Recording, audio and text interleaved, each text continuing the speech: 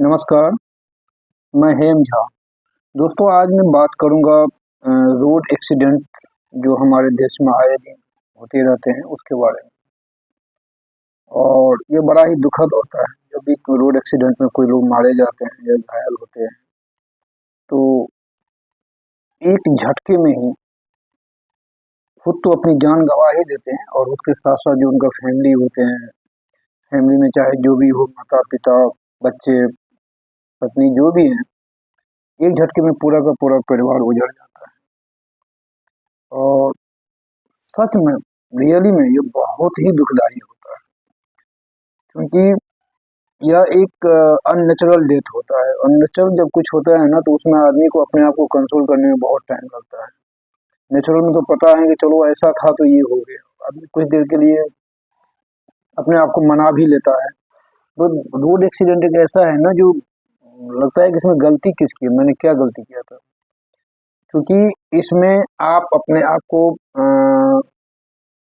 Precaution रख सकते हो, सावधानी बरत सकते हो, लेकिन इस सामने जो गाड़ी आ रही है या जब आप रोड पे चलते हैं, तो सामने से अगर किसी और की वजह से अगर आप अपनी जान गंवाते हैं या घायल होते हैं, तो फिर उसमें ज़िम्मेवारी कौन लेगा?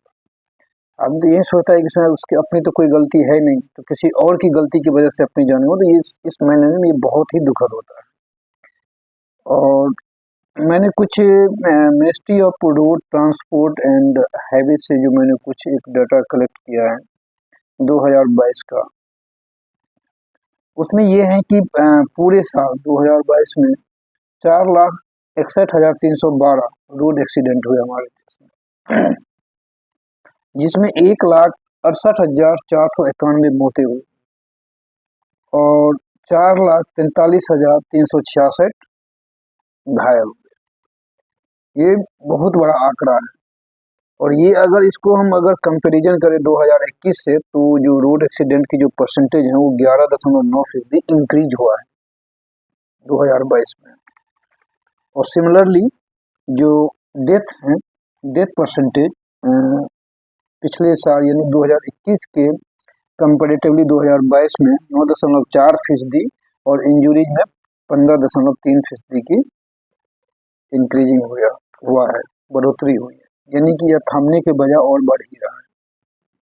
अब सवाल है, इसमें बहुत सारे जो रूल रेगुलेशन है फॉलो करना नहीं करना में, उससे ज़्यादा इसमें जो ह्यूमन एरर जो इसका सबसे मेन रीजन है, मैं ह्यूमन एरर पे बात कर रहा हूँ। ह्यूमन एरर में भी जो मेन है, जो ओवर स्पीड, जो गाड़ी को ओवर स्पीड करके जो गाड़ी चलाते हैं जिस वजह से एक्सीडेंट होता है, उसका जो आंकड़ा है वो सचमुच मतलब हिला के रख देगा। बड़ा ही, आप ये देखें कि जो टोटल एक्सीडेंट होता है उसका 72.3% जो है वो ओवर स्पीड की वजह से होते हैं।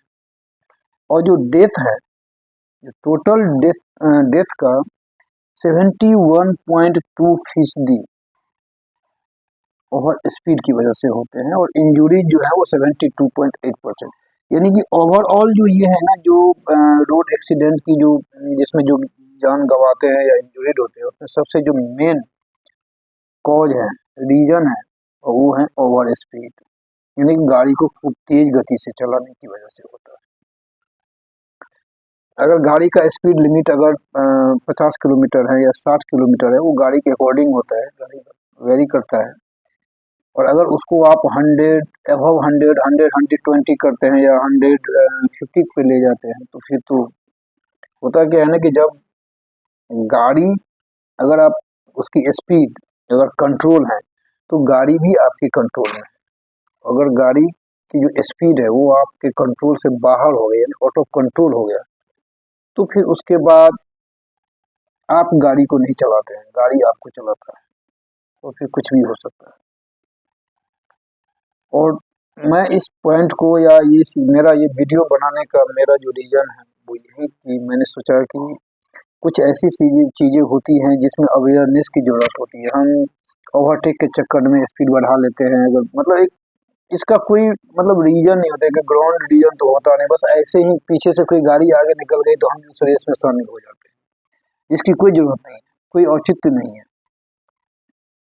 मुझे गाड़ी चलाना नहीं आता, I don't know how to drive car and riding motor, but मैं इतना ज़रूर जानता हूँ कि अगर स्पीड को अगर आप कंट्रोल करके रखते हैं तो जो बहुत सारी ऐसी केसेज हैं जो एक्सीडेंट होते हैं, या तो एक्सीडेंट नहीं होंगे, और बाय द वे अगर होते भी हैं ना तो उसमें जो क्षति है वो बहुत कम होंगे।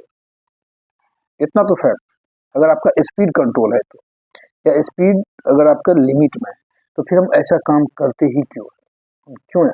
अगर किसी जगह पे अगर थोड़ा हम देर से ही पहुंचते हैं तो लाइफ से बड़ी तो कोई चीज़ होती नहीं है। और जब गाड़ी में बैठ के अगर आप कहीं ट्रैवल करते हैं तो समझिए कि एक तरह से आप अपनी लाइफ को रिस्क में लेके ही जा रहे हैं, क्योंकि आप ऑन रोड हैं। जैसे मैंने पहले ही बताया, आप अपने आप को पूरा प्रिकॉशन रख सकते हैं, स्पीड कंट्रोल रखते हैं, सब कुछ सकते हैं, लेकिन सामने जो आ रहा है उसका क्या? वो तो आपके बस में है नहीं, उसके बारे में कौन बताएगा?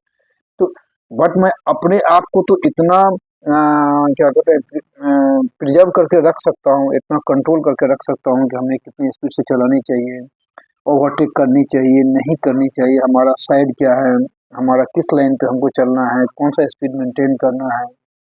जो भी एक होता है ह्यूमन एरर में, एक और रीजन है, वो है नींद आ जाना। यानी कि जो रात को ट्रैवल करते हैं, रात को गाड़ी लेके, तो उसमें स्वाभाविक सी बात है, नेचुरली है कि वो झपकी उपकी तो आ ही जाएगी, और उस झपकी की वजह से ना बहुत बड़ा एक्सीडेंट होता है, गाहे बगाए लोग अपनी जान गंवा देते हैं। तो अगर हम रात को या तो हम स्टे कर सकते हैं कहीं, कहीं होल्ड ले सकते हैं, रुक सकते हैं, या नहीं तो हम ब्रेक करके, यानी कि जो हमारी ट्रेवल डिस्टेंस है उसको हम ब्रेक करके हम गाड़ी को कुछ देर गाड़ी चलाए, फिर उसको ब्रेक करके रुक गए, कुछ अपना जो भी है फ्रेश व्रेश, मतलब पानी वानी पी लिया, कुछ ऐसा कि नींद ना आए। ये बहुत बड़ा रीजन है, तो वो भी ह्यूमन एरर में ही आता है। तो ये कुछ छोटी छोटी चीजें हैं ना जो एक झटके में आपकी लाइफ को खत्म कर दो, केवल आपकी अपनी लाइफ को नहीं बल्कि आपके पूरे घर परिवार को ही खत्म करके रख देता है।